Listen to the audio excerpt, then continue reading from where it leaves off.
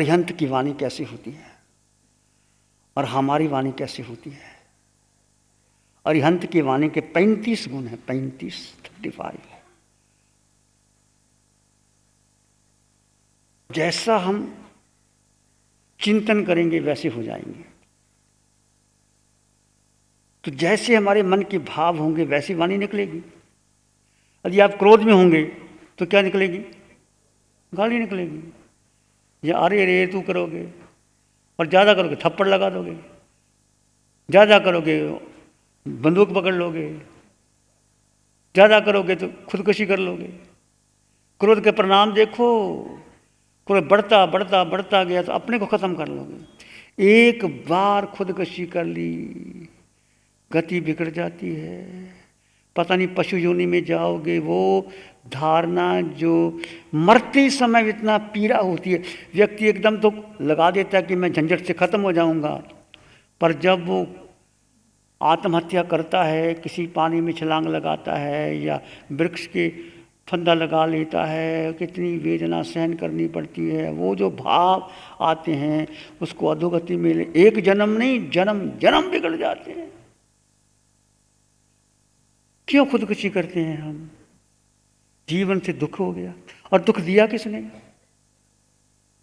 कोई दुख देने वाला नहीं। जैन धर्म का, जैन इतना सुंदर सिद्धांत, ना कोई दुख देने वाला, ना कोई सुख देने वाला। कोई परमात्मा आपको सुखी नहीं कर सकता, कोई दुख दे ही नहीं सकता। अपने ही कर्म से मैंने दुख पैदा किया और मैंने सुख पैदा किया। फिर जब कर्म तूने बो दिए तो उसका फल आएगा भाई, स्वीकार कर लो। स्वीकार कर लो, कर्म कट जाएंगे। नहीं स्वीकार करोगे तो अनंत जन्म बिगड़ जाएंगे। क्या तीर्थंकरों के कर्म नहीं आए? उन्होंने नहीं भोगे? भगवान महावीर के 27 भाव देखो, कितने क्रूर से क्रूर कर्म किए थे। शेर को फाड़ दिया, इतनी शक्ति थी। कितना अहंकार आया था वसुदेव के भाव में। मैं समृद्ध, देखो कर्म किसी को छोड़ते नहीं। ये मत समझना आज तुम्हारा पुण्य है तो तुम बच जाओगे, परंतु वो कर्म जो कर लिए वो कर्म पुद्गल हैं, और पुद्गल की शक्ति कुछ भी नहीं। पर जब आत्मा भी भाव में चली जाती है, शक्ति बढ़ जाती है। आत्मा साथ ना लगे, पुद्गल की शक्ति क्षीण हो जाती। जैन धर्म को, जैन सिद्धांत को अच्छी तरह समझ लो तो 3 भाव में मोक्ष जा सकते हो। 5 भाव, 15 भाव लगा लो, इससे ज्यादा नहीं हो गए। और अनंत अनंत काल तक मैं और आपने भ्रमण किया। किसको अपना मान रही हो? विचार तो करो। कैसे वाणी बोलती हो, कैसा अहंकार करती हो, कैसा समय यापन करती हो। 24 घंटे हिसाब किताब कर क्या रहे हैं हम 24 घंटे में? कैसे बीत रहे हैं 24 घंटे? और हर श्वास में तुम कर्मों की निगरानी कर सकते हो। ये नहीं कि तुमने कुछ 5 समय कर ली, कि तुमने 28 कर ली, कि प्रयोजन में 8 दिन कर ली, बहुत अच्छा किया आपने, बड़ी अच्छी आराधना कर ली। पर ये 8 दिन करने के बाद क्या बाकी दिन खाली रहेंगे? धन्यवाद है आप लोगों को जो आप इतनी संख्या में आ रहे हो। औरों को प्रेरणा दो।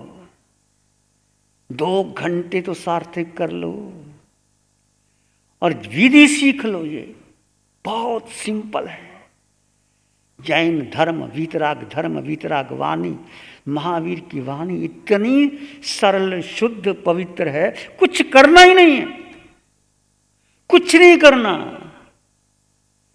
वाणी समझ में आ जाए आपको, जीव और अजीव का बोध आ जाए, विभाव और स्वभाव की समझ आ जाए, स्वयं और पर की तुलना आ जाए। एक भेद रेखा खींच लो और स्वयं में स्थित हो जाओ। बस इतनी सी बात है। बाकी अपने आप होगा। मोहनीय कर्म टूटेगा नहीं। कितने नियम पचकान कर लो, टूटेगा नहीं जब तक तुम स्वयं में स्थित नहीं होते। स्वयं यानी आत्मा। ये मैं बार बार शब्द बोल रहा हूं। क्यों बोल रहा हूं? बोलो क्यों बोल रहा हूं भाइयों, क्यों बोल रहा हूं, किसके लिए बोल रहा हूं? चोट लगती है भीतर, तुम्हारे कर्म जो बांधे हैं जकड़ जकड़ के पत्थर पर, जैसे पानी की बूंद गिरती गिरती गिरती पत्थर को तोड़ती है, बार बार आत्मा में आत्मा, वो आत्मा की चोट जब पड़ती है तो तुम्हारे जो गाढ़ कर्म है वो टूटते हैं। पर रटन से नहीं, मैं आत्मा हूं, मैं आत्मा हूं, मैं आत्मा हूं, मैं आत्मा, कुछ नहीं होगा। माला फेरते रहो, 50 माला फेर लो, 100 माला फेर लो, मैं आत्मा, मैं आत्मा, मैं आत्मा, नहीं। आत्मा शब्द नहीं है, आत्मा कोई शब्द नहीं है, आत्मा तुम्हारा अस्तित्व है। एक है व्यक्तित्व, एक है अस्तित्व। व्यक्ति तुम्हारी पर्सनैलिटी, जिसको तुम देखते हो, आईने में देखते हो, कहीं कमज़ोर ना हो जाए डॉक्टर के पास जाते हो, शक्ति की दवाई खाते हो, कपड़े पहनते हो, सब कुछ करते हो। किसके लिए करते हो? शरीर में तुम्हारा पांचों इंद्रियां, मन, बुद्धि, व्यक्तित्व का पोषण के लिए हम पूरा जीवन लगा देते हैं। करते हैं कि नहीं बोलो? करते हैं ना। इससे क्या होगा? व्यक्तित्व के पोषण करने से क्या होगा? मोहनीय कर्म पुष्ट होगा। जितना तुम व्यक्तित्व का पोषण करोगे, बार बार अपना चेहरा आईने में देखोगे, सजाओगे, ब्यूटी पार्लर में जाओगे, बढ़िया कपड़े पहनेंगे, तो क्या होगा? मोहनीय कर्म का पोषण होगा कि नहीं होगा? बालों का श्रृंगार करोगे, भगवान ने कहा साधु हो, बालों को जड़ से खत्म कर दो, केश लुंचनी कर दो, रखना ही नहीं कुछ, कहीं कहीं श्रृंगार ना आ जाए। इसलिए केश लुंचन की परंपरा है कि मोह ना आ जाए कहीं। तो आप स्वयं देखो, हम नहीं कहते कि तुम ऐसा, जितना तुम्हारा आकर्षण है आज के युग में देखो आकर्षण कितना है। ये सारा व्यक्तित्व का पोषण है। व्यक्तित्व का पोषण मन से होता है, विचारों से होता है, भावनाओं से होता है, एक दूसरे को देख के होता है। उसने अच्छे कपड़े पहने तो मैं अच्छे कपड़े पहनूंगा। क्या कपड़े की कमी है आपके पास? बहुत कपड़े हैं। कोई नया फैशन आ जाता है, नए कपड़े खरीद लेते हो। कितने फैशन बदल गए। क्या कपड़े तो वही है ना पहने, क्यों कपड़े बदले? क्योंकि आजकल का फैशन ये चल रहा है, उस फैशन के अनुसार कपड़े पहनने हैं। क्या डॉक्टर ने कहा है ऐसे कपड़े पहनने? क्यों? We have to live according to the society, है ना। क्यों कपड़े बदलते हो? मैं नहीं कहता बदल, मेरा कोई विषय नहीं है, मैंने लेना देना क्या? तुम्हारा पैसा, तुम्हारे कपड़े, तुम्हारे देने वाले, तुम्हारे लेने वाले, मैं कौन है बीच में खाम खाने वाला?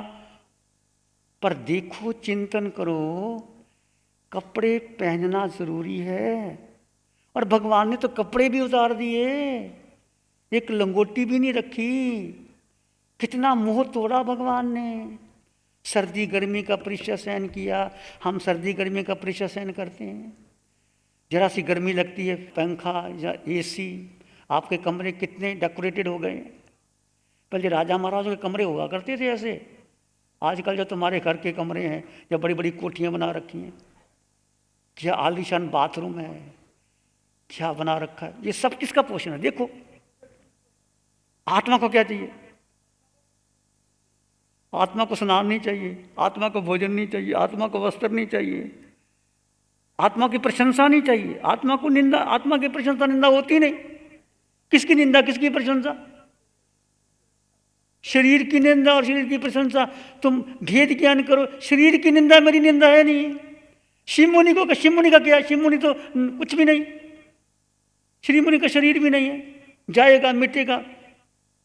तो क्या हो गया? दो प्रशंसा के शब्द का तो निंदा कर दी, क्या फर्क पड़ गया? भेद ज्ञान, ये जो बात सुन रहे हो, ये तुम्हारे जीवन पर्यंत जन्मों जन्मों तक तुम्हारा सुधार देगी। यदि 4-5 बातें तुमने समझ लिया, एक आत्मा, एक भेद विज्ञान, एक स्वभाव में रमन, विभाव और स्वभाव क्या है, और स्वयं में स्थित होना, और कर्म सिद्धांत, जो जैसा कर्म मैंने बांधा है वो आएगा ही। तुम कितना ये तुम मंत्र तंत्र करोगे, पाठ पढ़ोगे, ये भी मिथ्यात्व है। कभी किसी तीर्थंकर ने किसी मंत्र का सहारा लिया? कितने बड़े से बड़े क्रूर से क्रूर कर्म आए। भगवान विष्णुदेव को 13 महीने भोजन नहीं मिला। किसी ज्योतिषी के पास गए कि मंत्र की साधना ले, देखा मेरा कर्म है, मैंने भोगना है। भगवान पार्श्वनाथ पर कितने उपसर्ग आए, भगवान महावीर पर कितने आए। तो हम छोटी सी बातों के लिए क्यों मंत्र का सहारा लेते हो, क्यों न्यान करते हो? यदि आपने भक्तामर भी पढ़ना है, उत्सव भी पढ़ना है, तो ये मत सोचो कि इससे मेरा कर्म दूर हो जाएगा और कर्मों का बंधन हो जाएगा। जो साधु साध्वी आपको मंत्र तंत्र यंत्र काल सर्प योग दूर हो जाएगा प्रेरणा देते हैं, ये सब जैन दर्शन के विपरीत है, वीतरागवाणी के विपरीत है। हो सकता है उनके मंत्र से आपका रोग ठीक हो जाए, पर वो कर्म जाएगा नहीं, दब जाएगा, फिर प्रकट हो जाएगा। तो क्या एक बार दबा के फिर प्रकट करना है क्या? किसी के मंत्र से वो कर्म जाएगा नहीं, दब जाएगा, फिर प्रकट होगा। फिर क्या फायदा? क्यों अनंत और संसार बढ़ जाएगा। कर्म तो पड़ा हुआ है ना, कर्म पड़ा हुआ और बढ़ जाएगा। जैन दर्शन में कर्म सिद्धांत पर विश्वास करो और विभाव स्वभाव में आ जाओ, कर्म आएंगे कट जाएंगे। इसलिए हमारे यहाँ ध्यान, कौशक, तप को बहुत बड़ा साधन माना। उपवास करते हो, भूख लगती है, भेद विज्ञान करो, शरीर को भूख लगी, मुझको नहीं लगी। और भूख का भी समय होता है, जिस समय आप भोजन करते आधा घंटा भूख लगती है, उसके बाद लगती नहीं। कौशक में खड़ी भयंकर पीड़ा अपने आप, जब कौशक करते हैं उस समय पीड़ा आती, आगे पीछे नहीं आती। देख लो कभी करके, जैसे आपने संकल्प किया, कौशक किया हुआ, 10-15 मिनट के बाद पीड़ा शुरू, किसी अंग में भयंकर पीड़ा होगी और तुमने जरा सा खुजला लिया, जरा सा खो लिया, बस जो आपका निर्जरा का समय था वो चूक गए, आप वैसे के वैसे रह गए। इसलिए संकल्प करना, ध्यान, कौशक, जो समय आपने लिया है उसको पूरा करना। कर्म टूट जाएंगे, कर्म निर्जित हो जाएंगे। और एक ही बात, इस जन्म में हमने कर्म निर्जरा करनी है। ये साधना कर्म निर्जरा की है। जो आप शिवर करोगे, जो वाणी सुनोगे, जो आप श्रद्धा करोगे वीतराग वाणी पर, जो आत्मा पर। इसलिए बार बार आत्मा आत्मा आत्मा। और आत्मा के सिवाय आपने सुना नहीं, एक बार भगवान की देशना आई थी, आलोचना में भगवान ने कहा था, मैं आत्मा, मेरे पास मेरे अलावा अन्य कुछ भी नहीं। सुना? मैं आत्मा, मेरे पास मेरे अलावा अन्य कुछ नहीं। ये भगवान की वाणी है, मेरी नहीं है। मैं बोलने वाला कौन होता हूँ? मेरे पास औकात ही क्या है? मैं तो डाकिया भी नहीं, इधर से चिट्ठी आती उधर से दे देते। इस पर श्रद्धा करो। कितना भी धन कमा लो, पद पालो, प्रशंसा पालो, संबंध बन जाए, आज आप सुखी हैं, पुण्य कर्म है आपका। और पुण्य कर्म रहता नहीं, चला जाता है। इस पुण्य को इनकैश कर लो, देह को तपा लो, सजाओ मत, देह को सजाओ मत, तपाओ। किसी के पीछे मत लगो, दुनिया बहुत पीछे लगाएगी। नए नए कपड़ों का डिज़ाइन आएगा, नए नए फैशन आएंगे, नए नए तरीके आएंगे। क्यों? ज़रूरत क्या है? वो पैसा जो तुम्हारे पास है वो किसी अच्छे काम के लिए लगा दो। और बहुतों ने लगाया है। और मैं नहीं कहता कि विकास फंड में दो या साधु साधु में, तुम्हारी इच्छा दो, तुम्हारी इच्छा ना दो। पर वो जो तुम्हारे पास धन है, जो तुम अपने शरीर की सुंदरता के लिए लगा रहे हो, किसी एनी हो, शादी कर रहे हो या शॉपिंग कर रहे हो या विदेशों में घूमने के लिए जा रहे हो या डायमंड के रिंग खरीद रहे हो, ये क्या शौक ही है ना। पैसा ज़्यादा है तो कहीं ना कहीं तो लगाना पड़ेगा ना। बोलो कहाँ लगाना पड़ेगा? कहीं ना कहीं लगाना पड़ेगा। उस समय उस पैसे को दीन दिखुई के लिए, गरीबों के लिए लगा दो और आपकी नजरा हो जाएगी। मेरा मात्र सुझाव है, विनम्र सुझाव है, मेरा कोई आग्रह नहीं है। जैसे आपकी आत्मा को सुख वैसा करो। ध्यान करेंगे, आंखें बंद, मन वचन काया शांत, शरीर शांत, विचार शांत, सृष्टि शांत, वातावरण शांत, हर दिशा हर किनारा शांत शांत शांत। सिर के सिरे से पांव के अंगूठे तक अपने भीतर शुद्ध चेतना का एहसास कीजिए। तुम केवल केवल केवल आत्मा हो। किसी विचार को महत्व ना दें, किसी संस्कार धारणा को महत्व ना दें। विचार आएंगे चले जाएंगे, मैं आत्मा, मेरे पास मेरे अलावा अन्य कुछ भी नहीं। मैं अष्ट गुणों की संपदा से युक्त हूं। इतना खजाना मेरे पास है, संसार की कोई भी दौलत मुझे सुख नहीं दे सकती। बुद्धि का ज्ञान मुझे सुख नहीं दे सकता। ज्ञान मेरे भीतर है, शक्ति मेरे भीतर है, आनंद मेरे भीतर है। एक शरण है धाराम की, और शरण नहीं को। एक शरण है धाराम की, और शरण नहीं को। सत्य धाराम के तेज से जन जन मंगल हो। सबका मंगल हो, तेरा मंगल हो। सबका भला हो, सबका मंगल हो, सबका शुभ हो। इसी में एक लंबा गहरा श्वास लें। अरिहंत परमात्मा के चरणों में अनंत कृतज्ञता ज्ञापित करें। एक और लंबा गहरा श्वास। अरिहंत परमात्मा के चरणों में नमन और वंदन। दोनों हाथों को आंखों पे ले जाएं। हल्का सा स्पर्श, धीरे से आंखें खोल सकते हैं। नमो अरिहंतानंग, नमो सिद्धानंग, नमो आयर्यानंग, नमो ओवज्झायानंग, नमो लोय सब सावनंग, धम्मो मंगल मुखी ठमा हिंसा संयमो तवो देवावित्तं नमं संति जस धम्म श्यामनो। श्री चत्तारी मंगलम, अरहंता मंगलम, सिद्धा मंगलम, साहु मंगलम, केवली पणत्तो धम्मो मंगलम। चत्तारी लोग उत्तम, अरहंता लोग उत्तम, सिद्धा लोग उत्तम, साहु लोग उत्तम, केवली पणत्तो धम्मो लोग उत्तम। चत्तारी शरणं पवज्जामि, अरहंते शरणं पवज्जामि, सिद्धे शरणं पवज्जामि, साहु शरणं पवज्जामि, केवली पणत्तं धम्मं शरणं पवज्जामि। चारे शरण